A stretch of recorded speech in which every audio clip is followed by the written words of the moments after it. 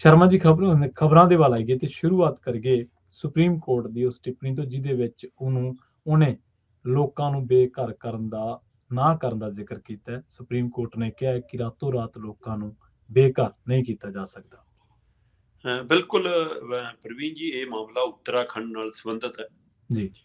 ਤੇ ਉੱਤਰਾਖੰਡ ਦੇ ਇਸ ਮਾਮਲੇ ਦੇ ਵਿੱਚ ਬੜਾ ਗੰਭੀਰ ਪਹਿਲੂ ਇਹ ਸੀਗਾ ਕਿ ਕਰੀਬ 4300 ਪਰਿਵਾਰ, 4300 ਘਰ ਉਜਾੜੇ ਜਾਣੇ ਸੀ ਤੇ ਜਿਹਦੇ ਵਿੱਚ 50,000 ਦੇ ਕਰੀਬ ਲੋਕ ਵਸਦੇ ਨੇ। ਸੋ 50,000 ਲੋਕਾਂ ਨੂੰ ਉਜਾੜੇ ਜਾਣ ਤੋਂ ਸੁਪਰੀਮ ਕੋਰਟ ਨੇ ਸਿੱਧੇ ਰੂਪ ਚ ਬਚਾਇਆ। ਮਤਲਬ ਹਜ਼ਾਰਾਂ ਲੋਕਾਂ ਨੂੰ ਉਜੜਨ ਤੋਂ ਮਤਲਬ ਬਚਾਉਣ ਦੇ ਹਵਾਲੇ ਸੁਪਰੀਮ ਕੋਰਟ ਨੇ ਇਹ ਕਿਹਾ ਕਿ ਬੇਸ਼ੱਕ ਇਹ ਜ਼ਮੀਨ ਦਾਅਵਾ ਕਰਦੀ ਹੈ ਰੇਲਵੇ ਸਾਡੀ ਆ, ਤਾਂ ਮਤਲਬ ਇਹ ਥੋੜਾ ਕਿ ਅਸੀਂ ਰਾਤੋਂ ਰਾਤ ਹਜ਼ਾਰਾਂ ਲੋਕਾਂ ਨੂੰ ਉਜਾੜ ਦਾਂਗੇ, ਬੇਘਰ ਕਰ ਦਾਂਗੇ, ਏਦਾਂ ਨਹੀਂ ਹੁੰਦਾ। ਸੋ ਤੁਹਾਡੇ ਕੋਲ ਬਦਲਵਾਂ ਹੱਲ ਕੀ ਆ, ਉਹਦਾ ਬਦਲਵਾਂ ਰਾਹ ਕੀ ਆ? ਸੋ ਇਹ ਸਵਾਲ ਅਸਲ ਚ ਆਇਆ ਕਿ ਹਲਦਾਵਨੀ ਖੇਤਰ ਹੈ ਜਿਹੜਾ ਮਤਲਬ ਉੱਤਰਾਖੰਡ ਦਾ, ਉਸ ਖੇਤਰ ਦੇ ਵਿੱਚ ਰੇਲਵੇ ਦਾ ਦਾਅਵਾ ਇਹ ਹੈ ਕਿ ਇਹ 29 ਏਕੜ ਦੇ ਕਰੀਬ ਜਿਹੜੀ ਜ਼ਮੀਨ ਹੈ ਉਹ ਸਾਡੀ ਹੈ, ਸਾਡਾ ਮਾਲਕਾਨਾ ਹੈ, ਤੇ ਉਸ ਦੇ ਉੱਤੇ ਸਾਲਾਂ ਬੱਧੀ ਲੋਕ ਰਹਿ ਰਹੇ ਨੇ। ਤੇ ਉਹ ਇੱਕ ਦੋ ਨਹੀਂ, ਕੋਈ ਮਤਲਬ 5-10 ਨਹੀਂ, ਜਾਂ ਕੋਈ ਏਦਾਂ ਨਹੀਂ ਗਾ ਕਿ ਕੋਈ ਇੱਕ ਝੌਂਪੜੀ ਬਣ ਗਈ ਪਹਿਲਾਂ ਫਿਰ 2 ਝੌਂਪੜੀਆਂ ਬਣ ਗਈਆਂ। ਉਹ ਬਕਾਇਦਾ ਉੱਥੇ ਪਲਾਟ ਕੱਟੇ ਜਾਂਦੇ ਨੇ, ਲੋਕ ਆ ਕੇ ਲੈਂਦੇ ਨੇ, ਰਹਿੰਦੇ ਨੇ, ਤੇ ਹੁਣ ਲੋਕ ਦਾਅਵੇ ਕਰਦੇ ਨੇ ਸਾਡੇ ਕੋਲ ਤਾਂ ਕਾਗਜ਼ ਨੇ ਜੀ, ਸਾਡੇ ਕੋਲ ਤਾਂ ਪੂਰੇ ਦਸਤਾਵੇਜ਼ ਨੇ ਜੀ। ਸੋ ਇਸ ਹਵਾਲੇ ਨਾਲ ਇਹ ਸਾਰਾ ਕੁਝ ਹੋਣ ਦੇ ਬਾਵਜੂਦ ਵੀ ਜੇਕਰ ਮਤਲਬ ਕਿ ਹੁਣ ਅੱਜ ਸਾਡੇ ਤੋਂ ਮਾਲਕਾਨਾ ਹੱਕ ਖੋਇਆ ਜਾ ਰਿਹਾ, ਫਿਰ ਸਾਡੇ ਨਾਲ ਧੱਕਾ ਹੈ। ਤੇ ਬਕਾਇਦਾ ਹਾਈ ਕੋਰਟ ਨੇ ਆਰਡਰ ਕਰਤੇ ਸੀ ਕਿ ਇਹ ਏਰੀਆ ਖਾਲੀ ਕਰਾ ਲਓ, ਇਹਨਾਂ ਤੋਂ ਕਬਜ਼ੇ ਵਾਪਸ ਲੈ ਲਓ।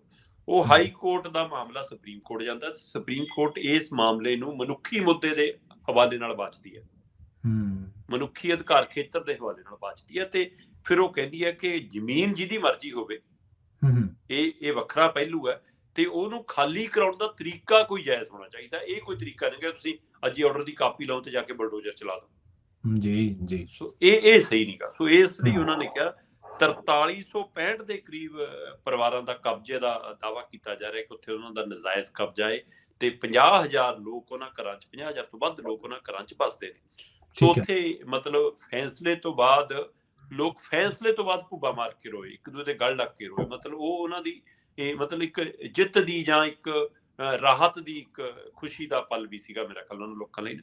ਤੇ ਖਾਸ ਗੱਲ ਇਹ ਹੈ ਪ੍ਰਵੀਨ ਜੀ ਕਿ ਇਹ 4365 ਦੇ ਕਰੀਬ ਜਿਹੜੇ ਪਰਿਵਾਰ ਨੇ, ਇਹਨਾਂ ਚੋਂ ਬਹੁ ਗਿਣਤੀ ਪਰਿਵਾਰ ਮੁਸਲਿਮ ਭਾਈਚਾਰੇ ਨਾਲ ਸੰਬੰਧਿਤ ਨੇ ਜੀ।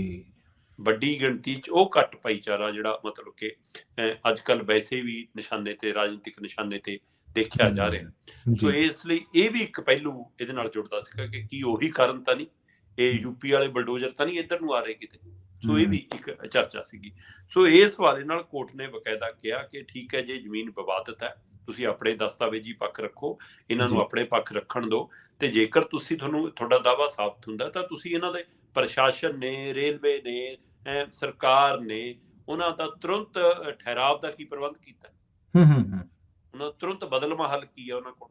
ਸੋ ਉਹਦੇ ਲਈ ਪਹਿਲਾਂ ਲੈ ਕੇ ਆਓ, ਫਿਰ ਗੱਲ ਕਰਿਓ। ਸੋ ਇਸ ਮਾਮਲੇ 'ਚ ਹੁਣ ਅਗਲੀ ਸੁਣਵਾਈ 7 ਫਰਵਰੀ ਨੂੰ ਹੋਣੀ ਹੈ। ਤੁਸੀਂ ਇਹ ਦੇਖੋ ਕਿ ਇਸ ਪਹਿਲੂ ਤੇ ਮੈਂ ਗੌਰ ਕਰ ਰਿਹਾ ਸੀਗਾ, ਉੱਥੇ ਦੇ ਕੁਝ ਪਰਿਵਾਰਾਂ ਨੇ ਸਾਹਮਣੇ ਆ ਕੇ ਗੱਲ ਰੱਖੀ ਕਿ ਜੀ ਇੱਥੇ ਬਕਾਇਦਾ ਕਾਲਜ ਖੁੱਲੇ ਨੇ, ਸਰਕਾਰੀ ਸਕੂਲ ਖੁੱਲੇ ਨੇ, ਸਰਕਾਰੀ ਗਰੰਟਡ ਹਸਪਤਾਲ ਚੱਲਦੇ ਨੇ, ਡਿਸਪੈਂਸਰੀਆਂ ਨੇ, ਫਿਰ ਉਹ ਕਾਹਦੇ ਲਈ ਨੇ ਜੇ ਇਹ ਗੈਰ ਕਾਨੂੰਨੀ ਸੀ?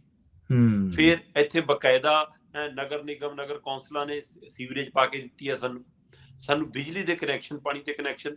ਫਿਰ ਸਵਾਲ ਇਹ ਹੈ ਕਿ ਜੇਕਰ ਗਲਤ ਜ਼ਮੀਨ ਹੁੰਦੀ ਹੈ, ਨਜਾਇਜ਼ ਜ਼ਮੀਨ ਹੁੰਦੀ ਹੈ, ਤਾਂ ਉਹਦੇ ਉੱਤੇ ਕਿਵੇਂ ਕਨੈਕਸ਼ਨ ਮਿਲਦੇ ਨੇ? ਫਿਰ ਉਹ ਧਿਰਾਂ ਨੂੰ ਕਿਉਂ ਨਹੀਂ ਪਾਰਟੀ ਬਣਾਇਆ ਜਾਂਦਾ? ਸੋ ਇਹ ਵੀ ਇੱਕ ਆਪਣੇ ਵਿੱਚ ਪਹਿਲੂ ਕਿ ਜੇ ਕਿਸੇ ਨੂੰ ਮਿਲ ਰਹੀ ਹੈ ਸਾਰੀ ਚੀਜ਼ਾਂ, ਲੋਕਾਂ ਨੂੰ ਲੱਗਦਾ ਕਿ ਜਾਇਜ਼ ਥਾਂ ਹੋਊਗੀ। ਕਿਉਂਕਿ ਪ੍ਰਵੀਨ ਜੀ, ਜੇਕਰ ਏਦਾਂ ਖਾਲੀ ਕਰਾਉਣ ਦੀ ਨੀਤੀ ਆ ਗਈ, ਅੱਧੀ ਦਿੱਲੀ ਖਾਲੀ ਹੋ ਜਾਵੇ, ਅੱਧੀ ਦਿੱਲੀ ਇਸੇ ਤਰ੍ਹਾਂ ਪਾਵਰ ਅਟਾਰਨੀਆਂ ਤੇ ਲਿਖਤੀ ਕਾਗਜ਼ਾਂ ਤੇ ਚੱਲ ਰਹੀ ਹੈ। ਕਿਉਂਕਿ ਗਰੀਬ ਬੰਦਾ ਜਿਹੜਾ 25-30 ਲੱਖ ਦਾ ਥਾਂ ਨਹੀਂ ਖਰੀਦ ਸਕਦਾ, 40-50 ਲੱਖ ਦਾ ਫਲੈਟ ਨਹੀਂ ਖਰੀਦ ਸਕਦਾ, ਉਹਨੂੰ ਲੱਗਦਾ ਕਿ 25 ਗਜ ਥਾਂ 5 ਲੱਖ 'ਚ ਵੀ ਮਿਲ ਰਹੀ ਹੈ, ਮੇਰੇ ਲਈ ਤਾਂ ਰਾਹਤ ਹੈ। ਉਹ ਕਿਸੇ ਨੂੰ ਤਾਂ ਪੈਸੇ ਦਿੰਦਾ ਹੈ ਨਾ, ਕਿਸੇ ਤੋਂ ਤਾਂ ਆਪਣੇ ਪਲਾਟ ਦੀ ਨਿਸ਼ਾਨਦੇਹੀ ਕਰਾ ਕੇ ਕਬਜ਼ਾ ਲੈਂਦਾ ਹੈ ਨਾ।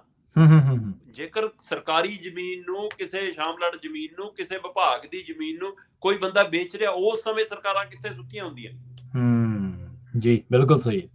ਤੇ ਸਵਾਲ ਇਹ ਹੈ ਹੂੰ ਕਿ ਠੇਕੇਦਾਰ ਨੂੰ ਨਹੀਂ ਫੜਨਾ, ਬਾਅਦ ਚੋਂ ਪੀੜਤ ਧਿਰ ਨੂੰ ਫੜਨਾ, ਚੋਰ ਨੂੰ ਨਹੀਂ ਫੜਨਾ, ਕਿਉਂਕਿ ਚੋਰ ਤਾਂ ਦੱਸ ਕੇ ਵੇਚ ਰਿਹਾ ਹੁੰਦਾ ਜੀ। ਉਸੇ ਵਿਭਾਗ ਦੇ ਜਿਹੜੇ ਅਧਿਕਾਰੀਆਂ ਨੇ ਰੋਕਣਾ ਹੈ ਉਹਨਾਂ ਦੀ ਜੇਬ ਗਰਮ ਕਰਕੇ ਵੇਚ ਰਿਹਾ ਹੁੰਦਾ। ਤੇ ਕੱਟੇ ਜਾਣ ਤੋਂ ਬਾਅਦ ਜਦੋਂ ਉਹ ਪੈਸੇ ਇਕੱਠੇ ਕਰਕੇ ਚਲਾ ਜਾਂਦਾ ਫੇਰ ਆਉਂਦੇ ਨੇ ਅਧਿਕਾਰੀ ਜੀ। ਤੇ ਇਹ ਮਾਮਲਾ ਫਿਰ ਅਦਾਲਤਾਂ ਚੋਂ ਕਰ ਕਰਾ ਕੇ ਇੱਥੇ ਪਹੁੰਚਿਆ। ਤੇ ਹੁਣ ਇਹ ਰਾਹਤ ਵਾਲੀ ਗੱਲ ਹੈ, ਬੇਸ਼ੱਕ ਸੁਣਵਾਈ ਅਜੇ 7 ਫਰਵਰੀ ਨੂੰ ਹੋਣੀ ਆ, ਅਜੇ ਮਾਲਕਾਨਾਂ ਨੂੰ ਲੈ ਕੇ ਮਾਮਲਾ ਖੜਾ ਜੀ। ਤੇ ਹੋ ਸਕਦਾ ਹੈ ਮਾਲਕਾਨਾ ਰੇਲਵੇ ਦਾ ਹੀ ਨਿਕਲੇ, ਇਹਦੇ ਵਿੱਚ ਕੋਈ ਦੋ ਰਾਏ ਨਹੀਂ। 29 ਏਕੜ ਪਰ ਉਹ ਕਹਿੰਦੇ ਕਿ ਜਿਹੜੇ ਲੋਕਾਂ ਨੇ ਉੱਥੇ ਦਸਤਾਵੇਜ਼ ਬੋਲਦੇ ਨੇ, ਤੁਹਾਡੇ ਕਰੈਕਸ਼ਨ ਬੋਲਦੇ ਨੇ ਸਰ, ਇਹਦਾ ਲਈ ਉਹਨਾਂ ਦਾ ਹੱਕ ਕਿੱਥੇ ਜਾਏਗਾ? ਸੋ ਇਸ ਹਵਾਲੇ ਨਾਲ ਸੁਪਰੀਮ ਕੋਰਟ ਨੇ ਵੱਡੀ ਰਾਹਤ ਦਿੱਤੀ ਹੈ। ਤੇ ਇਸ ਦੇ ਨਾਲ ਹੀ ਇੱਕ ਹੋਰ ਖੇਤਰ ਜਿਹੜਾ ਹੈਗਾ ਉਧਰ ਦਾ ਹੀ, ਮਤਲਬ ਕਿ ਉਸ ਇਲਾਕੇ ਦੇ ਲੋਕਾਂ ਨੂੰ ਵੀ, ਹਨੂਮਾਨਗੜ੍ਹ ਜ਼ਿਲ੍ਹੇ ਦੇ ਇਲਾਕੇ ਦੇ ਲੋਕਾਂ ਨੂੰ ਵੀ, ਕੁਝ ਹਲਦਾਵਨੀ ਜ਼ਿਲ੍ਹੇ ਦਾ ਇੱਕ ਹੋਰ ਖੇਤਰ ਹੈ ਉਸ ਦੇ ਲੋਕਾਂ ਨੂੰ ਇੱਕ ਰਾਹਤ ਮਿਲੀ ਹੈ ਕਿ ਸ਼ਾਇਦ ਇਸ ਹਵਾਲੇ ਨਾਲ ਸਾਡਾ ਵੀ ਰਾਹਤ ਮਿਲ ਜਾਵੇ। ਉਹਨਾਂ ਦੇ ਘਰਾਂ ਨੂੰ ਵੀ ਕੁਝ ਖਤਰੇ ਸੀ। ਪਰ ਮੇਰੇ ਧਿਆਨ 'ਚ ਲਖੀਮਪੁਰ ਆ ਜਾਂਦਾ ਪ੍ਰਵੀਨ ਜੀ। ਬਿਲਕੁਲ, ਕਿ ਫਿਰ ਲਖੀਮਪੁਰ ਵਾਲਿਆਂ ਦਾ ਕੀ ਬਣੇਗਾ, ਕਿ ਉਹਨਾਂ ਲਈ ਵੀ ਇਹ ਸੁਪਰੀਮ ਕੋਰਟ ਦਾ ਫੈਸਲਾ ਕੋਈ ਸਹਾਈ ਹੋ ਸਕਦਾ ਜੀ। ਉਹਨਾਂ ਦੇ ਆਰਡਰ ਵੀ ਤਾਂ ਸੁਪਰੀਮ ਕੋਰਟ ਤੇ ਹੋਏ ਸੀ ਨਾ ਸ਼ਰਮਾ ਜੀ। ਜੀ। ਤੇ ਇੱਕ ਵਿਚਾਰਨ ਵਾਲੀ ਗੱਲ ਇਹ ਵੀ ਹੈ ਸ਼ਰਮਾ ਜੀ ਕਿ ਜਿਹੜੇ ਲੋਕ ਇਸ ਤਰ੍ਹਾਂ ਪਹਿਲਾਂ ਰੇਲਵੇ ਦੀਆਂ ਜ਼ਮੀਨਾਂ ਵੇਚ ਗਏ, ਮੰਨ ਲਓ ਹੁਣ ਕੇਸ ਦੇ ਵਿੱਚ ਨਿਸਤਾਰਾ ਹੋਇਆ ਕਿ ਭਾਈ 29 ਏਕੜ ਰੇਲਵੇ ਦੀ ਹੈ, ਉਹਨਾਂ ਤੇ ਕਾਰਵਾਈ ਕਿਉਂ ਨਹੀਂ? ਜਿਹੜੇ ਸੜਕਾਂ ਬਣਾਉਂਦੇ ਨੇ, ਟੂਟੀ ਦੀਆਂ ਪਾਈਪਾਂ ਪਾਉਂਦੇ ਨੇ, ਪਾਣੀ ਵਾਲੀਆਂ, ਵਾਟਰ ਵਰਕਸ ਵਾਲੀਆਂ, ਸੈਨੀਟੇਸ਼ਨ ਵਿਭਾਗ ਵਾਲੇ, ਜਿਹੜੇ ਬਿਜਲੀ ਦੇ ਬੋਰਡ ਬਿੱਲ ਲਾਉਂਦੇ ਨੇ, ਉੱਥੇ ਬਿਜਲੀ ਦੇ ਮੀਟਰ ਲਾਉਂਦੇ ਨੇ, ਟਰਾਂਸਫਾਰਮਰ ਖੜੇ ਕਰਦੇ ਨੇ, ਕਿ ਉਹ ਏਦਾਂ ਹੀ ਬਸ ਉਹਨਾਂ ਨੇ ਕੋਈ ਵਾਲੀ ਵਾਰਸ ਨਹੀਂ ਇਸ ਸਿਸਟਮ ਦਾ, ਕਿ ਮਤਲਬ ਕੋਈ ਕੁਛ ਮਰਜ਼ੀ ਕਰੀ ਜਾਵੇ, ਬਾਅਦ ਦੇ ਵਿੱਚ ਪਤਾ ਲੱਗਦਾ ਕਿ ਭਾਈ ਹੁਣ ਜਿਹੜਾ ਬੈਠਾ ਉਹ ਉੱਠ ਖੜੇ, ਬਸ ਇੰਨਾ ਇਹ ਕਾਨੂੰਨ ਹੈ। ਸੋ ਤੁਸੀਂ ਲਤੀਫਪੁਰੇ ਦਾ ਜ਼ਿਕਰ ਕੀਤਾ ਤੇ ਆਪਾਂ ਲਤੀਫਪੁਰੇ ਦਾ ਹੀ ਰੁਖ ਕਰ ਲੈਂਦੇ ਹਾਂ ਸ਼ਰਮਾ ਜੀ। ਮਲਬੇ ਦੀ ਜਾਇਦਾਦ ਸਾਂਭੇ ਬੈਠੇ ਨੇ ਉਜੜੇ ਪਰਿਵਾਰ, ਤੇ ਇਹਨਾਂ ਦੇ ਵਿੱਚ ਬਹੁਤੇ ਪਰਿਵਾਰ ਤਾਂ ਉਹੀ ਨੇ ਜਿਹੜੇ 47 ਚ ਵੀ ਉਜੜੇ ਸੀਗੇ। ਬਿਲਕੁਲ ਪ੍ਰਵੀਨ ਜੀ, ਇਹ ਬੜਾ ਦੁਖਦਾਈ ਪਹਿਲੂ ਹੈ ਉਹਨਾਂ ਲੋਕਾਂ ਲਈ। ਤੇ ਮੈਂ ਤਾਂ ਹੀ ਉਹ ਜ਼ਿਕਰ ਕਰ ਰਿਹਾ ਸੀ ਕਿ ਜੇਕਰ ਮਤਲਬ ਉੱਤਰਾਖੰਡ ਦੇ 50,000 ਲੋਕਾਂ ਲਈ ਇਹ ਫੈਸਲਾ ਆ ਸਕਦਾ ਤਾਂ ਸਵਾਲ 50,000 ਜਾਂ 5 ਦਾ ਨਹੀਂ ਹੁੰਦਾ, ਸਵਾਲ ਤਾਂ ਫਿਰ ਮਨੁੱਖ ਹੈ, ਬੰਦਾ ਹੈ। ਜੇ 50,000 ਬੰਦਿਆਂ ਨੂੰ ਰਾਤੋਂ ਰਾਤ ਬੇਘਰ ਨਹੀਂ ਕੀਤਾ ਜਾਂਦਾ ਤਾਂ ਇੱਕ ਘਰ ਨੂੰ ਬੇਘਰ ਕਿਵੇਂ ਕਰ ਸਕਦੇ ਆਪਾਂ? ਤੇ ਫਿਰ ਇੱਥੇ ਵੀ ਦਰਜਨਾਂ ਕਰਤਾ ਸੀ ਨਾ, ਇੱਥੇ ਵੀ ਸੈਂਕੜੇ ਲੋਕ ਤਾਂ ਸੀ ਨਾ, ਹੱਕ ਤਾਂ ਇੱਕ ਦਾ ਵੀ ਉਨਾ ਹੀ ਬਣਦਾ।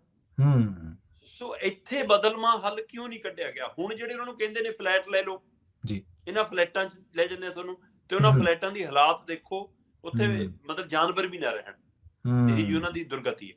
ਤੇ ਜਿੱਥੇ ਉਹਨਾਂ ਨੂੰ ਰੱਖਣ ਦੀ ਕੋਸ਼ਿਸ਼ ਕੀਤੀ ਜਾ ਰਹੀ ਹੈ, ਉਹ ਕਹਿੰਦੇ ਨਾਲ ਨੀਲੇ ਅਸਮਾਨ ਥੱਲੇ, ਬਾਬੇ ਦੀ ਛਤਰੀ ਥੱਲੇ ਰਹਿਣਾ ਮਨਜ਼ੂਰ ਹੈ ਜੀ, ਪਰ ਤੁਹਾਡੀਆਂ ਉਹਨਾਂ ਕੰਧਾਂ ਕੋਲਿਆਂ 'ਚ ਨਹੀਂ ਵੱਜਣਾ, ਜਿੱਥੋਂ ਕੱਲ ਨੂੰ ਫਿਰ ਤੁਸੀਂ ਕਹੋਗੇ ਤੁਹਾਡਾ ਥੋੜਾ ਇਹ ਤਾਂ ਟੈਂਪਰੇਰੀ ਤੁਹਾਨੂੰ ਦਿੱਤਾ ਸੀ, ਫਿਰ ਕੱਲ ਨੂੰ ਤੁਸੀਂ ਉੱਥੋਂ ਵੀ ਕੱਢਣ ਆ ਜਾਓ ਜੀ। ਸੋ ਇਸ ਲਈ ਉੱਥੇ ਸਥਿਤੀ ਹੁਣ ਇਹ ਦਰਦਨਾਕ ਬਣੀ ਹੋਈ ਹੈ ਕਿ ਉਹ ਪਰਿਵਾਰ ਉੱਥੋਂ ਆਪਣਾ ਇੱਟਾਂ, ਰੋੜੇ, ਮਲਬਾ, ਢੇਹਾ ਘਰ ਵੀ ਛੱਡ ਕੇ ਜਾਣ ਲਈ ਤਿਆਰ ਨਹੀਂ। ਪ੍ਰਵੀਨ ਜੀ, ਕਹਿਰ ਦੀ ਠੰਡ ਦੇ ਵਿੱਚ ਉੱਥੇ ਲਗਾਤਾਰ ਬਿਮਾਰ ਲੋਕਾਂ ਦੀ ਗਿਣਤੀ ਵੱਧ ਰਹੀ ਹੈ। ਬੱਚਿਆਂ ਨੂੰ ਠੰਡ, ਜ਼ੁਕਾਮ, ਖੰਘ, ਬਜ਼ੁਰਗਾਂ ਨੂੰ ਬੁਖਾਰ, ਗੋਡਿਆਂ ਦੀ ਦਿੱਕਤ ਹੈ ਨਾ, ਮਤਲਬ ਸਰੀਰ ਜਕੜਨ ਵਾਲੀ ਸਥਿਤੀ, ਬਿਮਾਰ ਹੋ ਰਹੇ ਨੇ ਲੋਕ।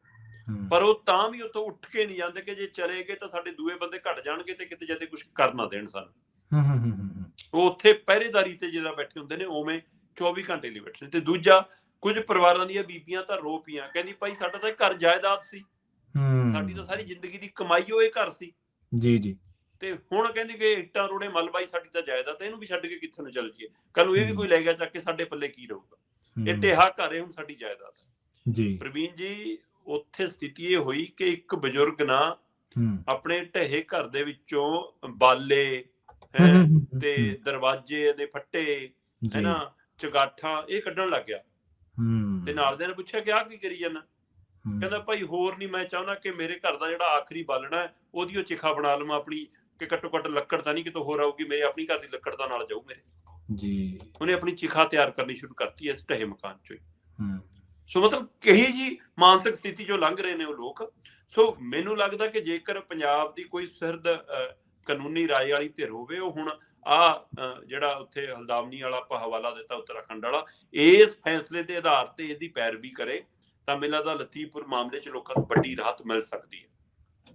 ਹੋ ਸਕਦਾ ਸਰਕਾਰ ਨੂੰ ਉਹਨਾਂ ਢਾਏ ਮਕਾਨਾਂ ਦਾ ਹਰਜਾਨਾ ਤੱਕ ਦੇਣਾ ਪੈ ਜਾਵੇ। ਤੇ ਇਹ ਲੋਕ ਉੱਥੇ ਹੁਣ ਜਿਹੜੇ ਬੈਠੇ ਨੇ ਉਹ ਤੁਸੀਂ ਇਹ ਦੇਖੋ ਕਿ ਕਿੰਨੀ ਮਾਸੂਮੀਅਤ ਹੈ ਪ੍ਰਵੀਨ ਜੀ ਇਸ ਗੱਲ ਦੇ ਵਿੱਚ। ਜੀ ਜੀ। ਜਿਹੜੀ ਸਰਕਾਰ ਨੇ ਜ਼ਬਰ ਢਾਇਆ, ਹੂੰ ਜਿਹੜੀ ਸਰਕਾਰ ਨੇ ਘਰ ਉਜਾੜੇ, ਜਿਹੜੀ ਸਰਕਾਰ ਨੇ ਉਹਨਾਂ ਨੂੰ ਬੇਘਰ ਕੀਤਾ, ਉਹ ਜੀ। ਅਜੇ ਵੀ ਉਸੇ ਨੂੰ ਅਪੀਲ ਕਰਦੇ ਨੇ ਕਿ ਮਾਨ ਸਾਹਿਬ ਸਾਡਾ ਦਰਦ ਸੁਣਨ ਆ ਜਾਓ, ਹੂੰ ਮਾਨ ਸਾਹਿਬ ਸਾਡੇ ਲਈ ਘੱਟੋ ਘੱਟ ਆਰਜੀ ਪਖਾਨੇ ਹੀ ਭੇਜ ਦਿਓ, ਜੀ। ਮਾਨ ਸਾਹਿਬ ਸਾਡੇ ਲਈ ਇੱਥੇ ਕੋਈ ਡਾਕਟਰੀ ਟੀਮ ਦਾ ਹੀ ਪ੍ਰਬੰਧ ਕਰ ਦਿਓ। ਅਜੇ ਵੀ ਉਸੇ ਕੰਨੀ ਝਾਤ ਕਰਦੇ ਨੇ। ਤੁਸੀਂ ਇਹ ਸਥਿਤੀ ਦੇਖੋ, ਮਤਲਬ ਕਿ ਕਿੰਨੀ ਉਹ ਹੈ ਕਿ ਜਿਹੜੀ ਸਰਕਾਰ ਤੁਹਾਡੇ ਤੇ ਜ਼ੁਲਮ ਢਾ ਰਹੀ ਆ, ਤੁਸੀਂ ਉਸੇ ਤੋਂ ਅਜੇ ਵੀ ਆਸ ਦੀ ਉਮੀਦ ਕਰਦੇ ਹੋ।